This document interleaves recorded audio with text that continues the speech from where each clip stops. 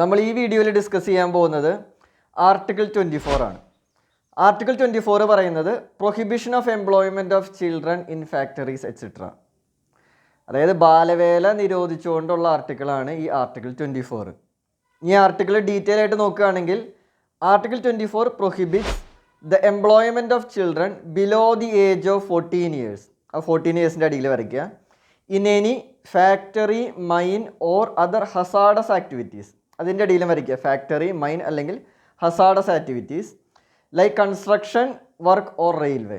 ഇതിലൊക്കെ 14 വയസ്സിന് താഴെയുള്ള ചിൽഡ്രനെ ജോലി ചെയ്യൽ എന്ത് ചെയ്തിട്ടുണ്ട്?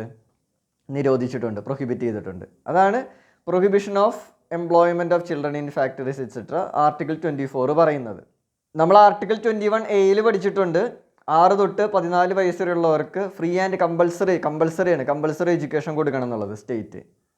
അപ്പോൾ അത് ആ ഒരു ഏജിൽ എന്തും പാടില്ല, ഇങ്ങനത്തെ സ്ഥലങ്ങളിൽ ജോലി ചെയ്യലും എന്ത് ചെയ്തിട്ടുണ്ട്? പ്രൊഹിബിറ്റ് ചെയ്തിട്ടുണ്ട്. അങ്ങനെ പ്രൊഹിബിറ്റ് ചെയ്ത ഏതാണ്? ആർട്ടിക്കിൾ 24 വഴിയാണ്.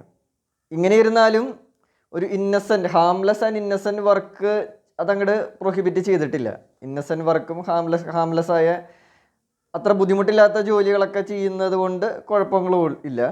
പക്ഷേ 2006 ഗവൺമെൻറ് എന്ത് ചെയ്തു? ഒരു കാര്യം ബാൻ ചെയ്തിട്ടുണ്ട്. അതായത് employment of children are as domestic servants or workers in business establishments like hotels, dhabas, restaurant, shop, factories, tea shop etcetera. കടകൾ, അങ്ങനത്തെ കടകളിൽ നിർത്തുന്നതും പ്രൈവറ്റ് ആയിട്ടുള്ള കടകളിൽ നിർത്തുന്നതും അതും എന്ത് ചെയ്തിട്ടുണ്ട്? ബാൻ ചെയ്തിട്ടുണ്ട്. അത് 2006 ബാൻ ചെയ്തത്. ഇനി ചൈൽഡ് ലേബർ, അത് റിലേറ്റ് ചെയ്ത് കുറച്ച് ആക്റ്റുകൾ പാസ്സാക്കിയിട്ടുണ്ട്. അത് നോട്ട് ചെയ്ത് വെക്കണം. അതായത് the child labour prohibition and regulation act 1986 പാസ്സാക്കിയിട്ടുണ്ട്. അത് ഏറ്റവും ഇമ്പോർട്ടൻ്റ് ആയ ഒരു ലോ ആണ്. അതുപോലെ തന്നെ 2016 ഈ ആക്ട് അമെൻഡ് ചെയ്തു. എന്നിട്ട് അതിൻ്റെ പേര് മാറി. അത് the child and adolescent labour prohibition and regulation act 1986. അങ്ങനെ അതിൻ്റെ പേര് മാറ്റിയിട്ടുണ്ട്.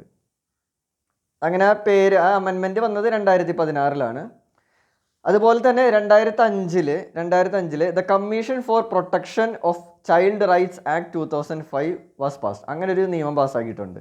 അതുവഴിയാണ് national commission and state commission for protection of child rights and children's codes ഈ കാര്യങ്ങളൊക്കെ കൊണ്ടുവന്നത്.